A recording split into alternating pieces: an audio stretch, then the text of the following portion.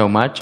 Y quiero expresar también mi respeto hacia Japón, hacia todo el equipo japonés que está aquí, hacia el equipo de Naoya y hacia todas las personas que han venido aquí a apoyar. Pero esta noche, este sábado, no va a ser la noche samurái, va a ser la noche azteca y vamos a ganar. Confiado, la verdad es que creo que Inoue, como cualquier ser humano, comete errores. Él es humano, muchos dicen que es un monstruo, para mí lo sigo viendo como una persona común como yo, y él también comete errores, eso me hace sentirme muy seguro y sé que... Most fighters face Naoya Inoue already beaten. But David Picasso isn't following the script, issuing a calm warning that has the boxing world asking whether the monster is finally vulnerable. The belts are going back to Mexico. What happens when the monster meets Picasso in Riyadh? アラン・ピカソさんはこのベルトはメキシコに戻ると言っています。モンスターがこのアラン・ピカソと戦うということはどのようなことでしょうか。そうですね。まずこのベルトがメキシコに帰るということは 100% ありません。ピカソと戦うということはこのスーパーバンタム級で戦っていく上で一つ必要な防衛戦であると認識しているので土曜日に戦う。Picasso isn't engaging. In the usual hype or trash talk, there's no table flipping, screaming, or manufactured drama.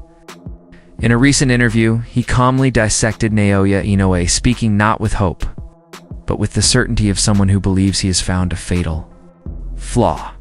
Picasso's approach is psychological. To beat a legend, he refuses to treat him like one. He won't even call Inoue the monster, stripping away accolades, belts, fear to reduce the champion to a human being who makes mistakes.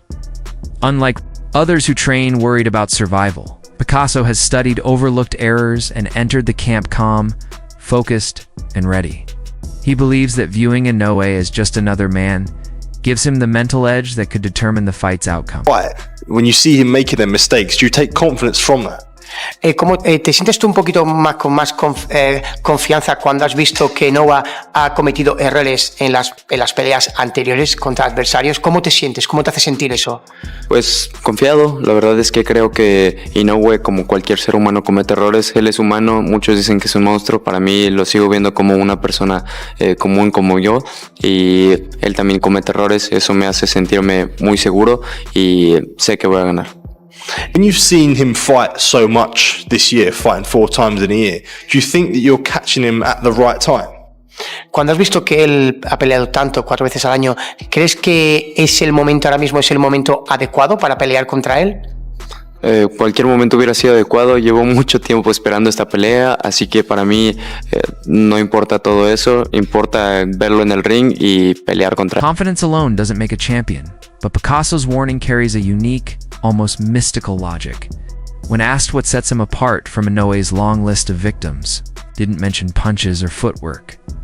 He spoke of 100 years of preparation.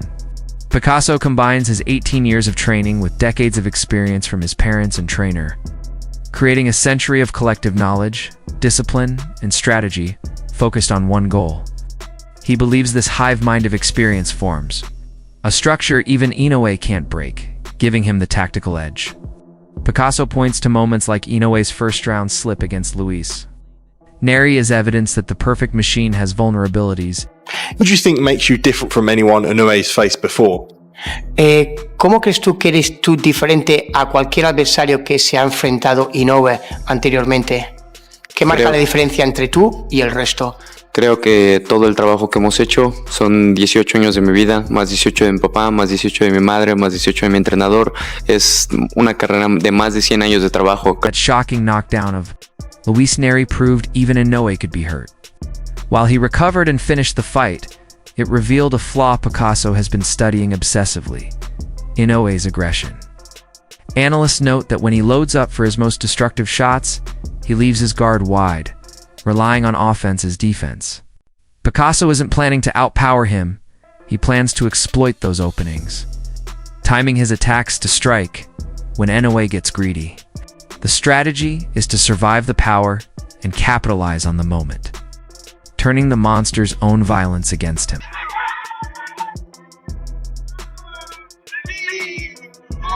Stylistically, This could be a nightmare for Inoue, a reason Picasso's confidence might be justified.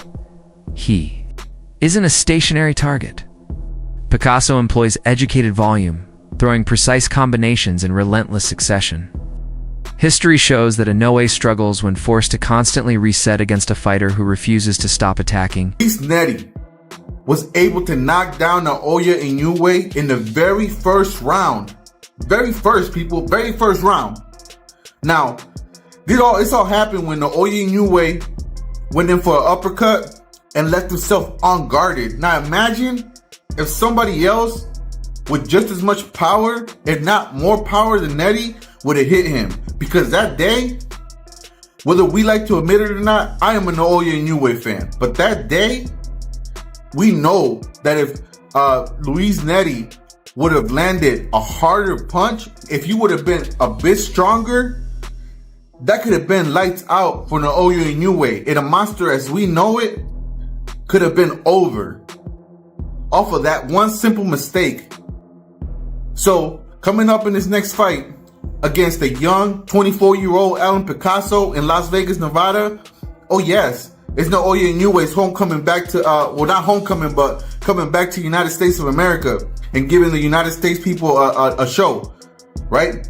The young man he is strong, maybe not as strong as Neri, but he is fast, if not just faster than Neri.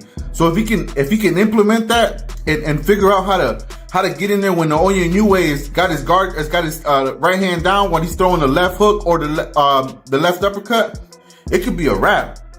Y'all let me know what y'all think. But this is Jake's point of view, right? This is my point of view. He cannot continue to do this. He has gotten away doing this against a lot of opponents. But that day, we saw what happened. And yes, granted, the man did come back and he won that fight in crazy fashion. He knocked down Neri a couple times and he ended up... Physical advantages also play a key role. Picasso has roughly a 3-inch height and reach edge, which he plans to use with a strong jab to control distance. Camp reports indicate a focus on body attacks, exploiting Inoue's discomfort under sustained midsection pressure. By draining the champion's energy, Picasso aims to create openings later, turning small margins into decisive opportunities. Picasso, I feel like Inoue is going to do what he needs to do. Inoue is a great fighter, and no knock on Picasso. I just don't think that he's just on Inoue's level. Anything could happen. We've seen Inoue down with what we would say lesser opponents, because I don't think that people expected Inoue to go down against Cardenas, and he did. So Picasso might have a chance. As always, a puncher always has a chance. So something could happen, but at the end of the day, I think through and through, Inoue is the better fighter. Inoue, is he getting dropped in part because of the chances? Is this something he's capable of avoiding? Like we saw against MJ, he dialed it down. He was a little more patient, and so is he getting dropped because that's Inoue? Like that's just a flaw of who he is, or is it something he's allowing to happen a little bit lately? I can't say he's allowing it to happen. I think it's a bit of both, because he even, to be honest, he was like that even when he fought Donaire. Right. You know what I'm saying? So this is not something that's just new that's happening. It's always been there. He's just been able to get away with it because of his offense and his sharpness. A lot of guys might pull back on certain punches that might get him down. So yeah, I think it's a bit of it is just about who he is. You know what I'm saying? But like you said, he dialed it down with the MJ fight, and he's learning from his mistakes. Then there is the physical disparity. Picasso holds a significant height and reach advantage, roughly 3 inches on both fronts. This isn't insignificant. If Picasso can establish a long jab and keep the fight at a distance... Another factor is in punches its trap game theory. In high-stakes sports, the most dangerous opponent is often the one underestimated.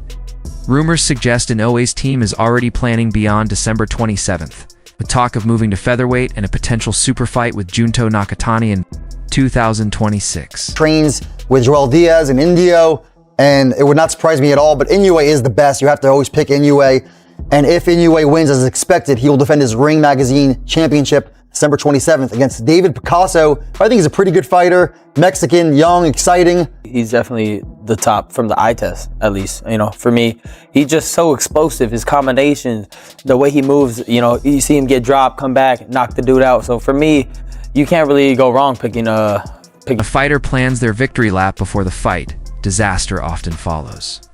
Picasso knows the media is already treating Inoue's next move as a formality. If even a fraction of Inoue's focus is on featherweight titles or Nakatani, he's left an opening. Picasso's warning is clear. You're looking at the horizon, but I'm standing right in front of you.